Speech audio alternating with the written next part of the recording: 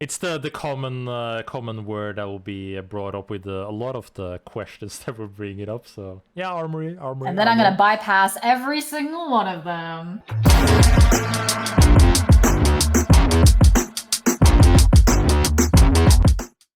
Welcome back, Safe Locked, aka Safe Leaked, aka Jess Fireside.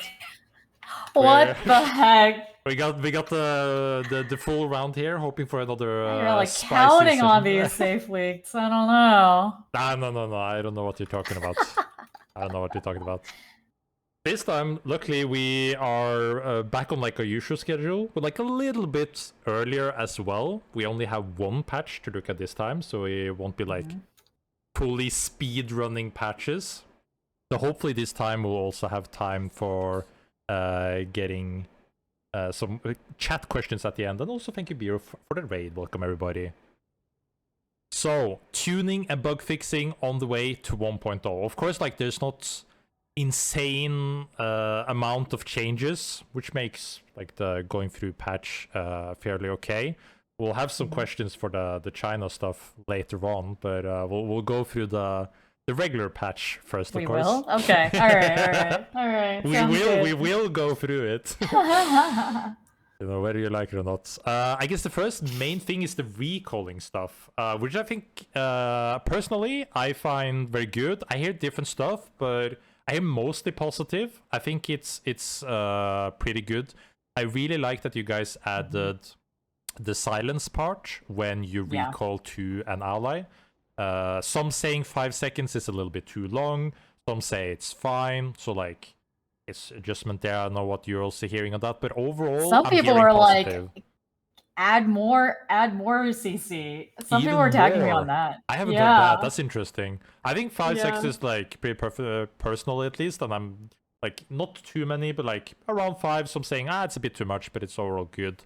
But the main note that I'm hearing from people is that they don't like that you're able to just choose whatever teammate you want. Because I think a lot of people are expecting that it'll be like base camp if you have that, or just closest ally. Or nearest, yeah. Yeah, because then like there's still a lot of people, like even more than before, easily scatter around and you can easily recall to each other just to get around the map, which is fine in some cases and also helps with the combat aspect where you're silenced. But I think that's the main call out that I'm hearing, that they're not really liking that you could just do it to any teammate. Right. Yeah, I mean, that was one thing we talked about. Like, obviously we had that rule before where it was like nearest, and then we were talking about like, do we want to add agency or not? And like that probably would be like the first thing we would nerf if we were trying to nerf this. So it's kind of nice for folks who are like playing with like their buddy and like they want to just like go near where their friend is, as opposed to well, you know, so that like that optionality is nice. But that obviously there's trades. So.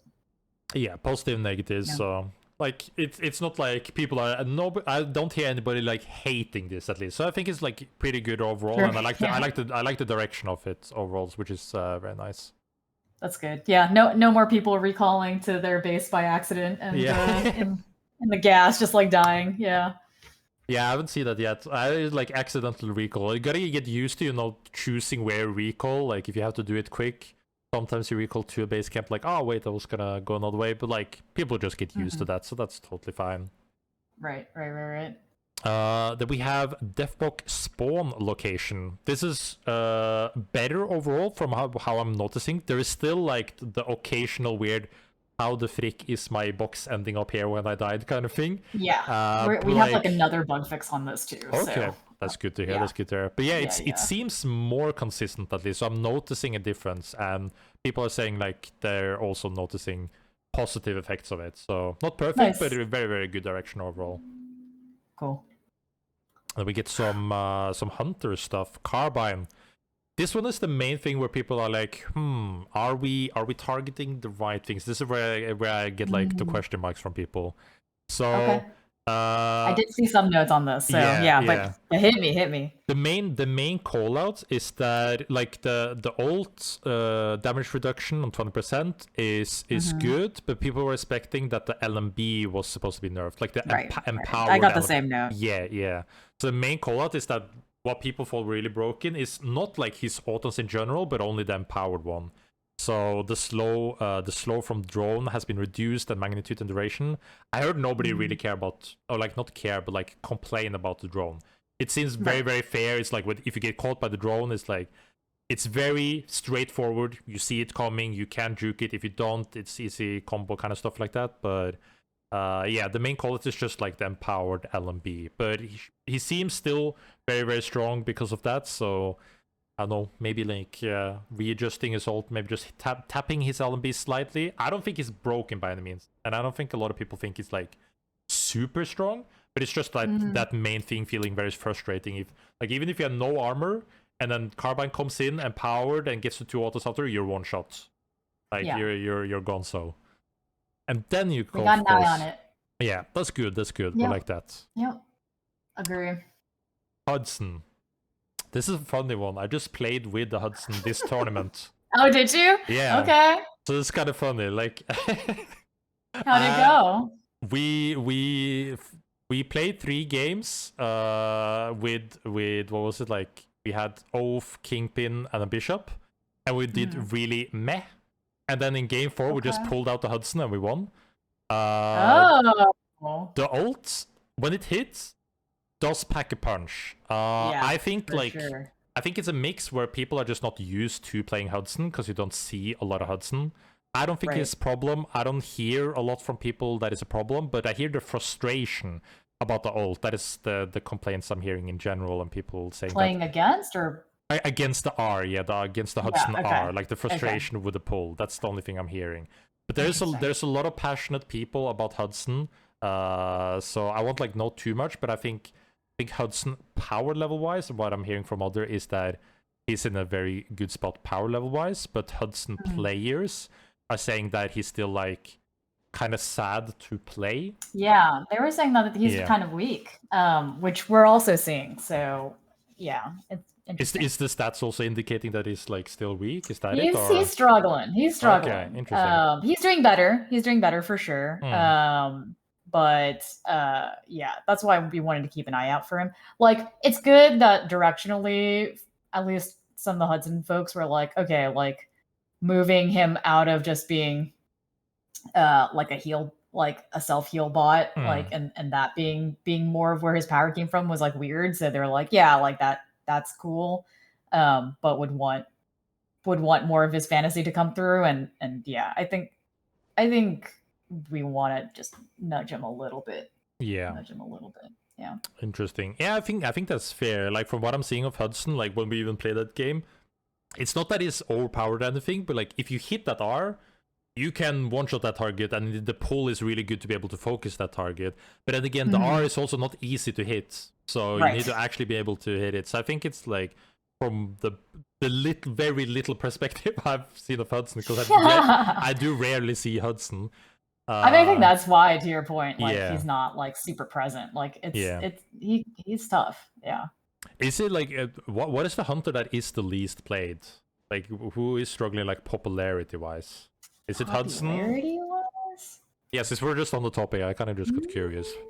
Let me see. Should I even mention? Let's see. What's the most recent what I've seen? Because like I imagine there's still like the Shrikes and the Lunas. Like maybe not, since we don't have like super many newer players. Curious to see like if this helped Hudson popularity or if he's still low. Oh, Hudson, actually, weirdly, Hudson was never that unpopular. Interesting. He was actually doing okay. He was like better than I thought, actually. I'm trying to find this. Oh, here we go. I'm not gonna say who's the worst. Fair. But it starts with what letter? I'll say, since we were on the topic of Hudson, he's been pretty consistent. So I would say he's like, if there's 4 quartiles, he's like in the second to third. Okay. So he's like in like almost the middle. He's like almost straight in the middle. That's surprising. I feel like maybe it's just very different like in what MMR bands you see. I very rarely see him, but I'm sure it goes down. Yeah, maybe that's it. Let me see if that's the case. But yeah, I imagine like Hudson is probably like still like a turbo broken hunter in the lower MMRs just because of like it's hard for people to get used to the momentum and like movement in general, so just holding LB is kind of effective. It's more than I think. That's so funny. Yeah, he's like not middle, but he's close to middle of the pack. That is interesting, yeah. I thank you for the insight. Interesting. Yeah. Jin, rejoice! The ability lockout is fixed. You guys figured it out. Big. It's fixed. Oh my gosh, it took so long. Like, is there like when you fix bugs and like you work on those kind of stuff? Is there like often like a eureka moment? Like, oh, what was this the issue? Yeah. Like, is it often like that, or because is it the thing that you just like sort of like it's just that niche weird thing that makes something like not work?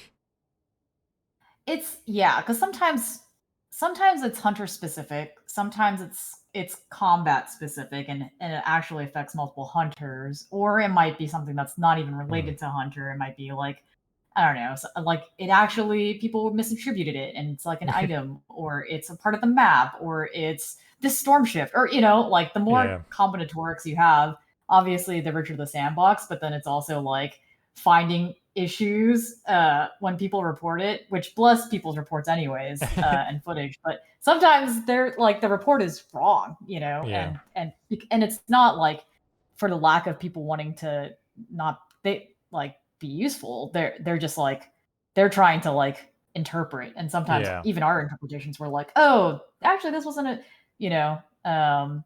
specific to this one hunter. So do you remember what it was? Yeah, it was tough. This one, I didn't get the full breakdown on this one, but I know that this there was a specific. So what helped when we first looked into this issue was it was the first breakthrough was it was latency related, and so once we knew that, like we would be able to repro the ability lockout more often when we added latency to a session, and then like play test it internally, and so that I know that helped a ton get to the heart of the bug fix sooner. So yeah. Nice, interesting. Always curious to hear like what happens with certain bugs. Like what is the thing that makes something work? Because there's always the talk about bugs and here and there, and like why is this not fixed? Why is this not fixed? But it'll be an everlasting conversation about that. Yeah, and it's like it, and like I think that's why it's also like people will be like, oh yeah, like I definitely ran into this when I did this one ability combo, and it's like that might not be wrong. But then it's like it's not complete, and so then you're like, oh my gosh, this is like good but insufficient for us to fix the bugs that people are reporting. So yeah, anyways, it's interesting. It's maddening, but it's fun. Yeah.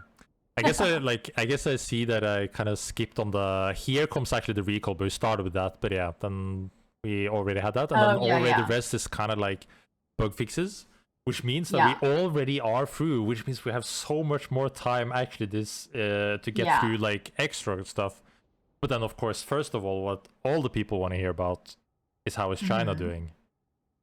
That is well, it's just starting. Yeah, so it did just start, but I'm gonna find some pictures and stuff. There's some questions around that from, which is really cool to see. It's like positive questions as opposed to negative ones. Like, that's good. That's good. It's always a mix, It's always a mix. Yeah. No, Here we have some pictures from their clients. Can start with this one. I don't know what all of this is. I got this very like recently before, like right before the tournament started, so I didn't have time to look for it. But from my understanding is that they have a different launcher. So some of them will be playing through Steam, as I heard, and most will be playing through a launcher. So some of the questions we got through that is, will launcher be like a more supported and pushed way for release as well? And the things that is in their launcher, will that also be pushed towards R? Or is it like very Oh, I China see. exclusive kind of thing? Yeah, this is true for Nexon too. So both of those guys have different launchers, like client experiences that it's like they serve as like portals to all of their games, which is like good specifically for those regions because the way that you interact with a lot of those games is through PC bongs and going there and then buying, like let's say a couple hours, and then you go there and then you go to the launcher and then you browse to decide which game you want to play. But then you can play any of those games, and instead of currency being something that you get like at home, it would be like, oh, for that hour you have access to whatever content that is part of their PC Bond reward. So because of that, that's why they tend to have their own standalone client experiences. It doesn't have anything to do with where we would take the launcher. So yeah, those are two separate things. So like with the general art and how things are put up, and see some of the rewards and stuff like that. The funny main question that I'm getting is like, can we also get the avatars and like icons that they are getting, like the rewards as well? Because like for example, this screen here, I think this looks amazing, and it also seems like, I don't know if this is correct, like they get like a skin actually through progression on hunters. Is this something that you guys are thinking about for the other version, or is this also just kind of China exclusive? So any cosmetic stuff is not going to be exclusive to China. It's the distribution will just be different. So depending on the partner, they'll decide where, like how those like any cosmetics get distributed, because like every region has like different economies basically, or like how people buy things is a little different. Some regions are like I think China is a good example, is like their like their client, like this is true for like a bunch of competitive games, but their clients are like chock full of like, hey, like here's like many different like missions all like wrapped together into like a like almost like a punch card system, and like people enjoy that kind of thing versus other systems. Like usually, like I feel like NA is like a little bit more minimal. EU's kind of more similar in that way too. So it really depends on like taste, I would say.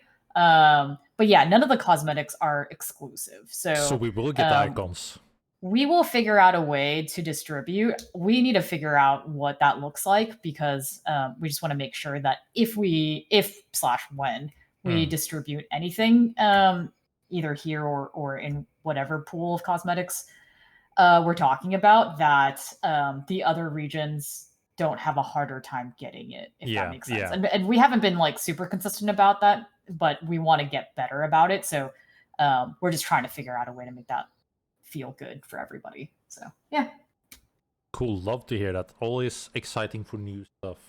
Then the other question is, because Korea, when they launched, they had like also like all the separated stuff, and then they got put together with the rest of the Asia server. Is there any plans of merging China and the rest of Asia, or is this like because of rules set to stuff they will stay like separated for their own stuff? There's separation there for sure. But yeah, I think in the same way, I think there's like some Korean players currently playing in the CBT right now. Probably, people will find a way. Yeah, there's actually players currently. I've heard, like including like some of the influencers that are playing in the China CBT test who've played Supervive before, like. And so, yeah, I get the feeling that there's going to be, it won't be like zero presence on Steam, but like, yeah, TBD on how much of the transference there is going to happen. But yeah, it's a separate crew. Interesting. Other stuff about China, they got different stuff, aka deathmatch mode. Will that be introduced to our game sooner rather than later? Launch next week? Like they have what was it if I remember correctly? There's deathmatch. There was a new tutorial and something else. I don't remember third. I think there was like 3 Weird. things. I don't know what you're talking You about. don't. Oh, okay, you don't know, yeah. So, so the things I will confirm is so on the mode side, there was like this was more on for spectating / tournament, like that kind of purpose. So just FYI, I think like the purpose of that is not the same as like necessarily it launching everywhere on live. The things that we are updating, and I've mentioned this a couple times, which is now it's now becoming real.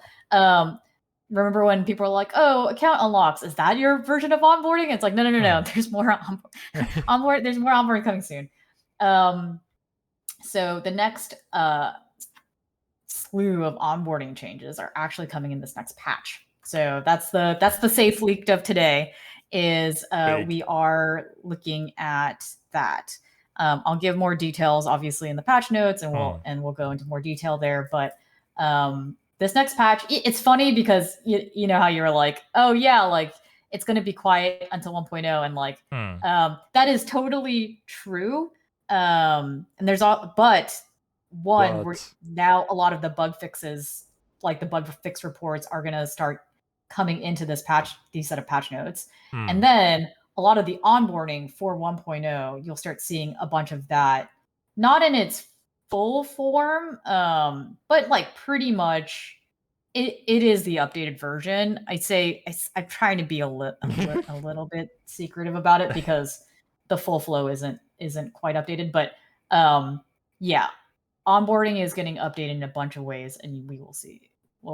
You'll have that next patch. So yeah, I mean it's mostly useful for players coming in, but the reason why we're pushing it before 1.0 is that we make sure that it's on live, it's tested, it's good. If there's any bugs that we wouldn't have, caught with our, small team, and it's actually scaled out from a live scale perspective. There's going to be things that people run into that we won't find unless it was live. So we want to make sure we address those issues before 1.0 happens, and then a slew of new players come in. So that's the whole idea. Yeah. So that's it. No deathmatch? No. Damn it. We tried. No. Yeah. There's a big fat question mark on new 1.0 things, and you won't get it out of me. Yeah. We tried. But it's interesting though, like how it is very recent, and that was kind of like the main question. But how, of course, like it just launched, but how is the general feedback and how things you're hearing from the Chinese players? Is it like positive? Is it like overwhelming, underwhelming? Is it pretty good? Any like specific? I don't know yet. Yeah, there's like it's way too recent. Yeah. Yeah, it was like literally it's been a day. I've seen like a bunch of streamers, a bunch of content come out. But honestly, like yeah, it's so I think maybe after a week I'll have a better idea. Like that's kind of what I'm assuming, just because like we have to translate everything that they say. Yeah. And then you know what I mean? So it's like there's that aspect, and then how much of it is like, the halo effect, or like the not halo, like the honeymoon feeling of it, like versus like are they like still really excited at the end of it? So I think that's why I'm cautiously optimistic is what I will say, given what I've seen so far. But I think the proof is like after the test is done, how are people feeling? We'll get back to it in the next chat. There'll be more there. Maybe I'll have a better idea. That's for sure. But a question is, you mentioned it, like kind of the honeymoon effect. I think it's very interesting. Do you feel like there is like a usual set time of how long a game is in like a honeymoon period? Like, for example, when launch comes, like what kind of period will you guys look to be very wary before you feel like something has been able to settle? Is there like super different from game to game, or is there like general marks that you guys look at from time to time with your experience through multiple genres and titles? Yeah, I would say it feels like it's changing, which is interesting. The gold standard, which I'm sure you're familiar with, has always been like 30 days. 30 days is typical. Or like 28 days. People will use 28 days quite a lot, right? Why specifically the 28, do you know? I actually don't know. But yeah, usually the milestones are like you'll look at 1, you'll look at 7, you'll look at 28. Maybe you'll look at 14. But like those are usually the ones you check. But then like honestly over time it's been more, like for games ideally you're like looking at like 365. Like you kind of want to know um what that curve looks like. You can basically like kind of draw a curve in that way. But the reason I say that that feels like it's changing also is because I think player habits are kind of changing in some ways. Like even for like when I talk to anyone who works on a live service or like like even operating one for a long time, it's like before there was like not many options and like it's like hard to compete in the space, but then now there's like more options, and then on top of that there's like more things competing for your attention that aren't necessarily games either, like short form media like TikTok and things like that. And so the more those kinds of things become part of your like pie chart of like this is where my attention gets split, the more it's like also hard to know. Like even I think like Marvel Rivals is a really good example of this. Is like you see their curve and it's like it's actually kind of interesting because you would have said that that looked pretty sturdy for a while, but even that has changed over time. So it's it's interesting. I And think that also lasted for I a think long time. yeah, I think people are surprised at how not resilient things have been in the industry. So, but I think that's also yeah, I would chalk it up to there's a lot of things changing about player habits right now. So, yeah. Interesting. Always curious to hear Yeah. dev thoughts around stuff like that. Is interesting themes. But looking Mhm. over then to more specific questions, getting from the community in general and overall like game stuff, specific stuff, like whatever. One of the things that we didn't manage to go through last time, first thing, for example, is the current state of TTK. What your guys' thoughts are on the current state, if you're happy with it, if there is thoughts about adjustment, or if this is kind of like the pace of the game that you guys want to like with Supervive. Yeah, it's funny. I saw a couple of notes in the chat, but then also like I got tagged on like how like, hey, Jess, do you know that red keys aren't dropping? And Yeah. actually, like that's like the best bug I've ever seen because actually, and Yeah, I feel I like was gonna get to that as well. You can go to that there's now like if you want probably to. something. Yeah, I mean, there's probably something tied into that with TTK. I wasn't really. I had it down the line, but Really? like you can connect it in now, because like it was kind of like what I wanted to tie it into was also like the difference between like how you guys differentiate early, mid, and late game. If you guys think about those kind of stuff and the structure and pacing of a game, but that it is a call out that I had later in the notes where people are really enjoying the red key bug. uh, I mentioned it to the team, but didn't. I noted that specific thing yeah. just so they knew. And it's like, well, maybe the people like it. Yeah, I mean, TTK is something that I'm trying to not talk a lot about weirdly, because I think Armory is going to change that a little bit too. And not just like Armory specifically, but even like how we're balancing the game is going to be like shifting a little bit in that way. So, yeah, just to say it, like I think folks have in general thought TTK has been too low for a while. I don't know how you feel about it. That's the impression I've gotten for a long time. Um, And I think there's been moments where like it's been like fine, and then there's times where it feels a little low for my taste too. And so, you know, I think where my head is at is like the reason why TTK is low necessarily to some extent has been like, hey, there's like a really there's like the other side of it where like having like noodle fights or like getting like having extended fights can be fun to a certain point, but then how much does that invite then like third parties or like resolution not being super clean, or like fights not being super clean, or you having like really clear agency to like own your kills. And so yeah, there's like a lot with the combat model that we're like, hey, we don't want to get to a point where like you don't feel impactful with your abilities. This is also true for healers too. Like if like TTK is high, do we want healers to then like, do we feel pressured to like nerf them and then have their heals be like not very impactful? And there's things like that too. So anyways, there's a lot of reasons why TTK is low, but I do think we want it to be a little bit higher, I'll say. And the way that we would want to do that is systemically, not just like via individual buffs or nerfs, because I don't think that's quite where we think the opportunity is there. Yeah. No, that's fair. I think, like, as you said, one of the things that get called out in it, in regards with TTK, is kind of also combining it with roles. Also, why I wanted to like mention the thing with early, mid, late game.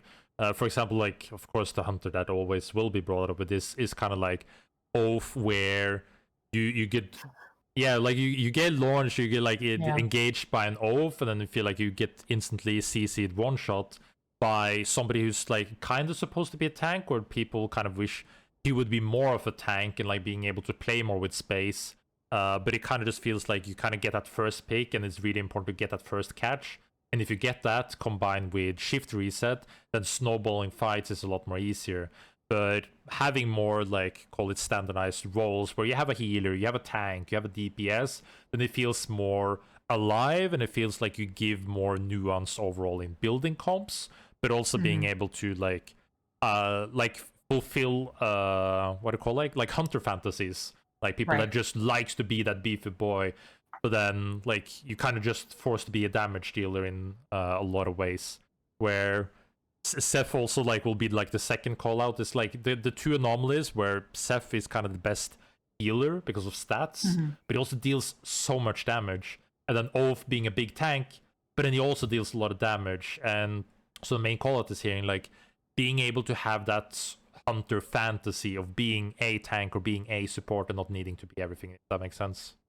Yeah. This is why I'm like, there's systemic tuning across the roster that I think is going to be more impactful. And I'm excited for you to see it. So without going into too much more, understood and agree. I can also say, I can say on the positive note, like this is like a personal note, where I think a lot of those things will probably be a lot better the moment we get more variety in the specific roles. For example, Oath is very prevalent because he's technically like the only good tank, but if we get more tanks, then it's easier to build roles around it. So I think it's a thing that, you know, hopefully you guys are making a tank hunter will like automatically fix it. If you have any thoughts around that, I guess you're not so good, but yeah. So I have like one last thing to tie into that, so we can go on to another topic. But another thing that was question related to this was the idea of controllers, where a lot of people are saying that controllers doesn't feel like they have the possibility to control because other hunters are just better at doing their job, if that makes sense. So for example, people would love to be the Bibo, Celeste Void controllers and hold space, but then for example, Mithrain of Arrows, Bishop R&B will do their job better and have other options. It feels like controllers are kind of not like a necessary role. Do you guys notice this? Is that like is something you see, or being able to mix and give them controller vibes, or as I say, like tone down on other certain areas to give them power in their controller aspect? Yeah, we talked about Bishop some actually. So no comment there, but looking at Bishop, I would say in general, we've always like I think like a historical problem has always been um we don't love the death balling meta generally, and combating that to some degree with area control people have always been it's always been something that we've been trying to invest more into. um it's tough because I think when you buff some of these guys, like it can feel hard to respond to. The number of times I've gotten tagged on like and not to say area control has to equal CC, it doesn't, but like sometimes it can feel frustrating to players when area control slash CC heavy folks are strong, or even not even strong, but like their ability specifically can feel like okay, I can't do anything for the next X seconds. So yeah, I mean, that being the case, like I still think we're interested in more holding space options. So that's been a topic that we've been discussing, and to the point of like, hey, like what are the next hunters look like? We're experimenting a bunch with that space right now. So I think, long story short, when you're like, hey, is it going to be like, looking at some of our current roster, or is it going to be looking at like new hunters? I think it's going to be both, actually. Yeah. Interesting. So how many hunters are coming up? Hey. Wait. I had to try, you know. Yeah, you're right. No, that's good. It was good. It was very smooth. Thank you, appreciate it. I practice. Another question around like what is it called, like certain mechanics in the game.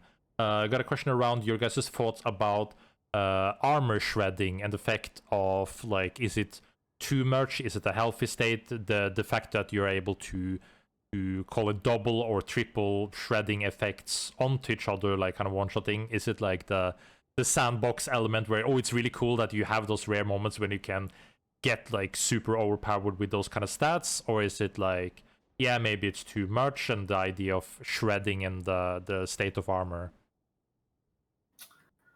Yeah, I've seen this become more important. I've gotten callouts around like there being like a creeping importance in armor at high elo, and then also the creeping importance and effectiveness of armor shredder.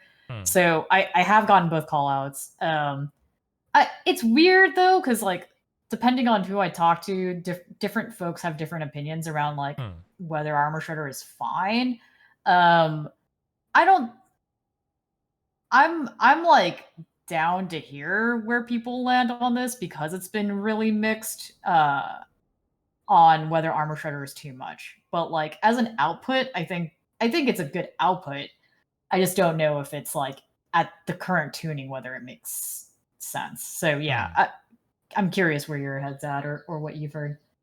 Well, personally, I think that like there is a lot of shredding, and it feels like it's a frustrating factor where it costs, like, it doesn't cost a lot, but for example, say powers that like kind of should counter it doesn't feel like it.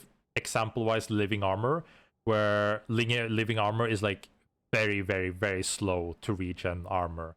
So it's not really like a good option to be able to like kind of counter it, because of how often the shredding effects are able to be applied.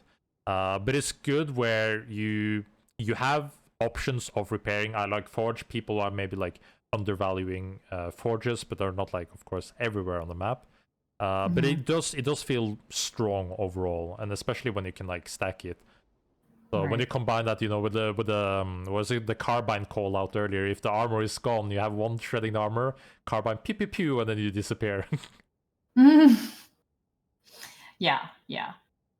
I think that falls into tuning for me personally, which then I'm like, yeah, I think I'm on the same page of like, hey, are there options to regen armor more effectively?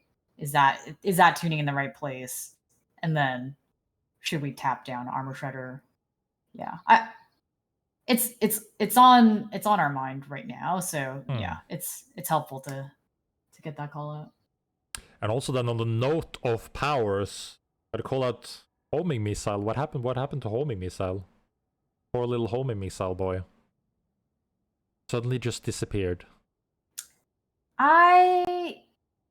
Is it because it couldn't fix the bug of spamming it? Or well, there was that. That was the original reason. I'm sorry. I might have been a little bit it. of an abuser on that one. But yeah, the last thing I remembered was the bug. There was a bug associated with it. We will be. Will we reintroduce it?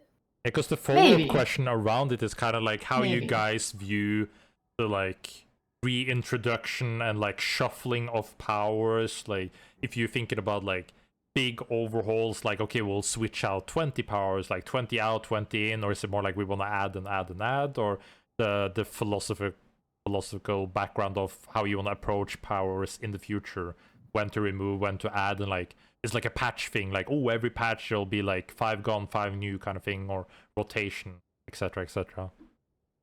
Yeah, I think where we've landed is going to change. Before we've talked about doing, and in this way, we would never replace like in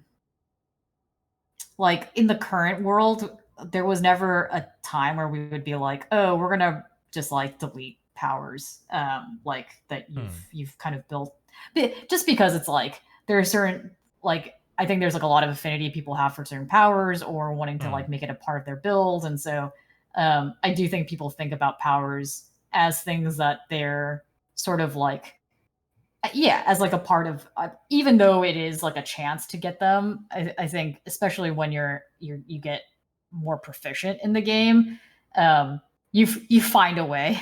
And it's not entirely random for you because you're really filtering out a bunch of the powers you're not going to get anyways, so or that you don't care about anyways. I don't know the last time someone was like at Hyela was just like, oh yeah, I'm definitely going to always get these 2 runes. Like I just don't see that happening.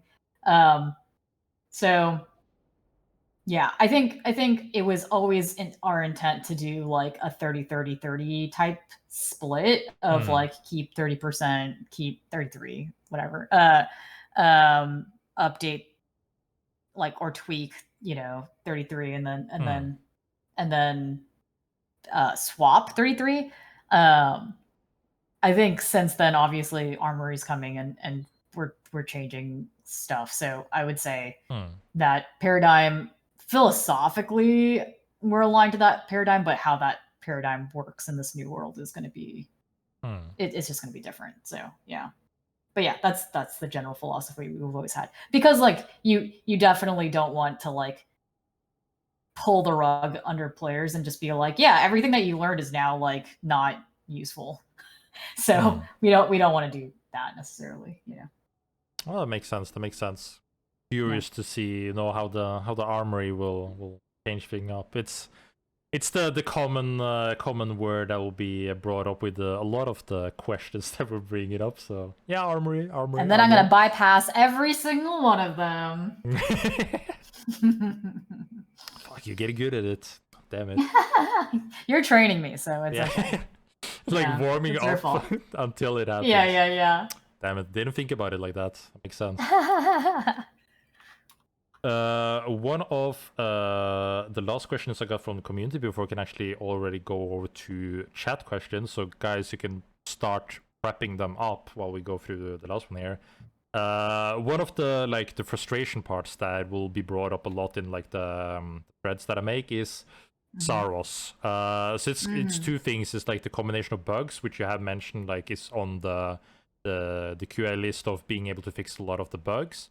But the secondary question that I'm getting is like how you guys are looking with satisfaction of the Saros kit, if it is kind of making enough new changes, or because some people feel like it's kind of overlooking, for example, like Shrike and Saros with a long-range sniping effect, or if you feel like the creative elements in Saros and how it's been perceived as being positive or good overall.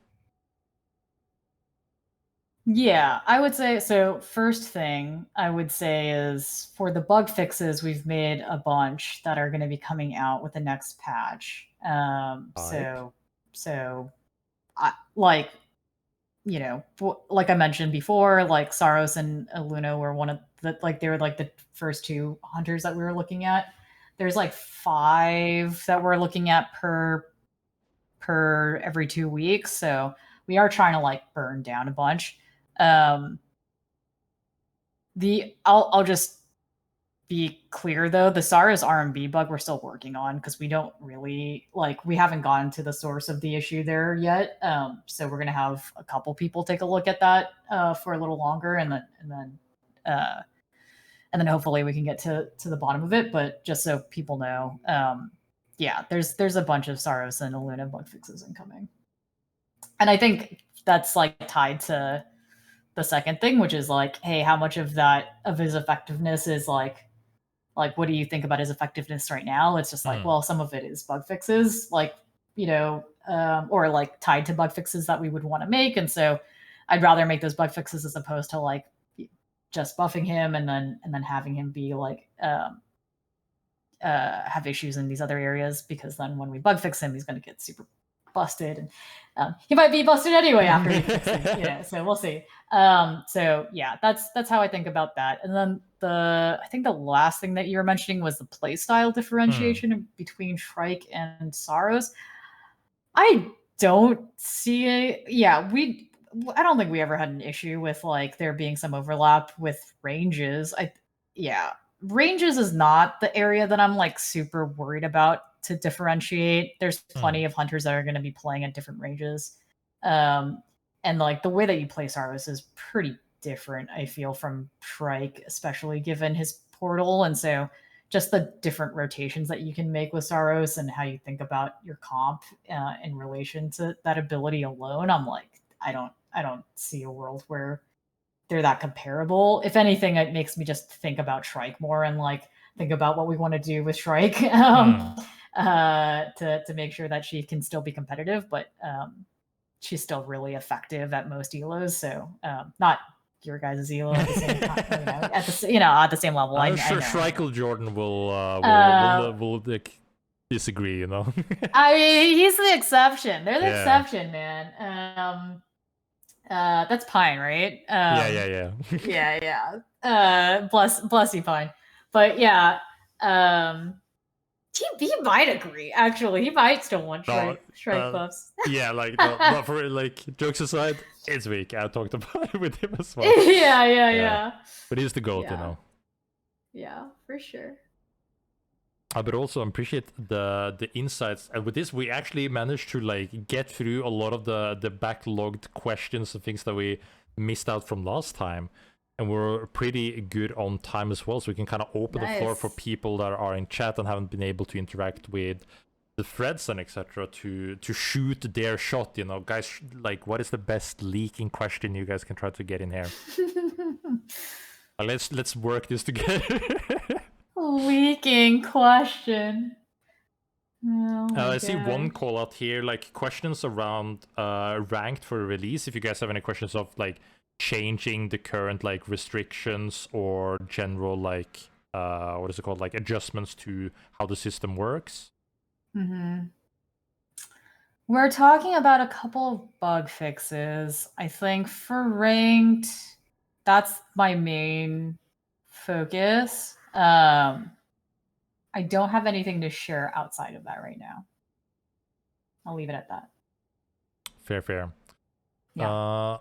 What do you think about Kuba Guard not attacking people who attack them? And also, do you plan to make the zone where you get focused by attacking more accurate? They want the Koba guard to attack you when you attack them? Yes, because currently you can just one You call just hit up. 'em. I haven't thought about that, but like the second one, I think is very fair, where there is spots like at the edges of Koba where you can be inside Koba and still attack people and not get aggroed by the guards. Oh, yeah. I think. Okay, so just report those. That's fine. Get Yeah, on it, we can. Orlandos. Yeah. I think that you can call it like that is clearly not intentional, and we can fix it. Feel free to choose the ones you find interesting as well. Let's see. Where we go?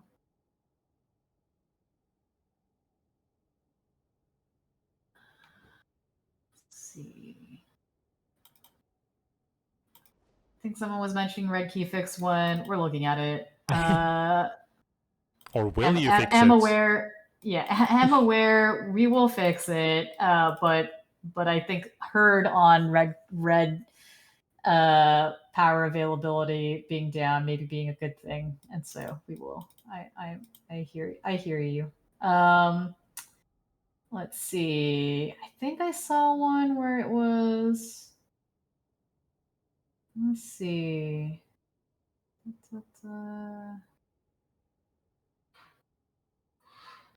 Biggest buff to Saros' bug fixes. Herd. That is very true. Yeah. Will more storm that affect gameplay will be introduced for 1.0? Is it storm shifts? Is that what they're saying? I guess storm shifts, there is interesting because in custom game you can see a bunch of extra storm shifts that are not like officially in the rotation. We're always trying things. Yeah. Will that also be a thing, like storm shift rotations? Like for example, like in Valorant, you will have like map rotations. Like in ranked, there will be like storm shift rotations in patches. Yeah, we've talked about that. I think it might be might be more. I don't know. It might be more subtle than people give it credit for. But yeah, I would say we have. What can I say? I'll say not storm shifts specifically. We're not looking at storm shifts specifically. We are using storm shifts to test things. That is usually how we test BR rules. So that is all I will say about that. In 1.0, there are rules that we are testing via storm shifts. What else? What do you think? Okay, we talked about the Koba thing.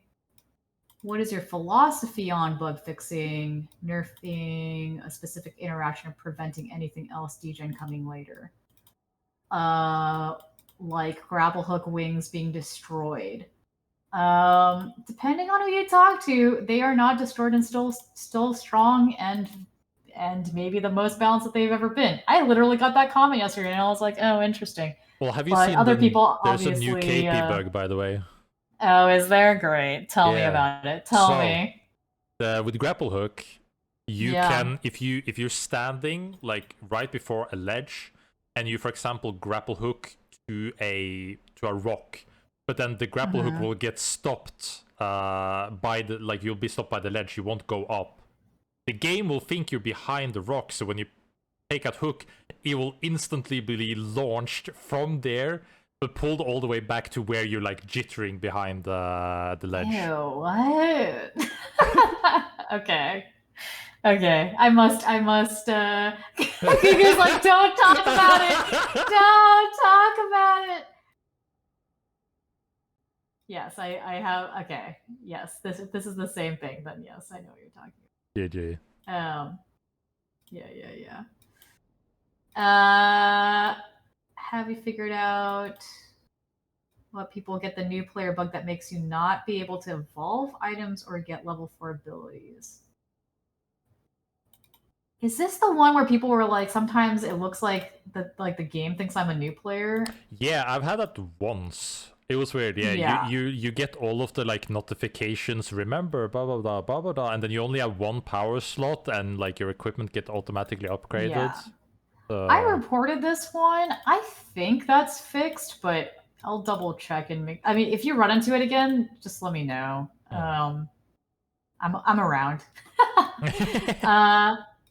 Let's see. Hello, Safe Logged. How are you approaching tournaments at 1.0? Will TC do stuff by itself with third parties' help or completely owned like the creator tourney for beta? I think we're still talking through this, so I have no updates to offer here yet. But I just want to say that we are. I mean, we love the tournament scene and we'd love to keep supporting it, and so it's just a matter of figuring out what we want to do here. But just given. Yeah, I think there's like a bunch of things with how we want to support the tournament scene given how the game is changing that we also want to update about the game. So anyways, this is me all saying there are game changes that we'll want to do to make sure tournaments can still go on in a way that makes sense. So that's what we're basically focusing on. Okay, and then maybe I can do one more question because I gotta run some playtests. Let's see. Are you planning to keep the fact that people can play double tech blade? Should I answer this? What does that mean? Then you probably should answer it, I think, like, honestly.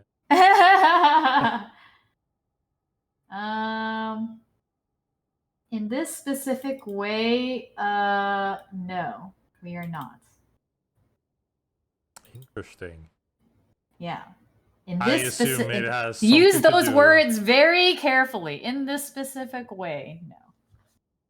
So probably something to do with the forbidden word armory. I don't know. It's kind of it's weird. Yeah. I'll answer this last one. Is the report button really working? Yes, it is actually working. There is a player support group. It also contains us. We also take a look at every player report. We don't want to sometimes because some of those player reports are awful, and I've seen some terrible things come through. But we do look at all of them. So please report. Do not ignore the player report button. I thank you for taking the time anyway, though. This was a good session. We managed to like not have too much behind us. It's like, oh, we'll get to it next time. We'll get to it next time, and now we're like on routine again. So hopefully next one will be interesting as well. We'll keep the trend going. Again, sorry everybody, we are not able to get through every single question. We'll keep. I'll keep on reading posts. SafeLocked is also in the main Discord making. Is it like you do like weekly mega threads to go through stuff? So make sure make sure you ask questions in main Discord. I'll make new threads and we'll try to get through as many questions as possible next time as well. Cool. Thank you again. Enjoy your playtest and I'll see you around. Will do. Thank you. Catch you guys later. Thank you. Bye-bye. Bye.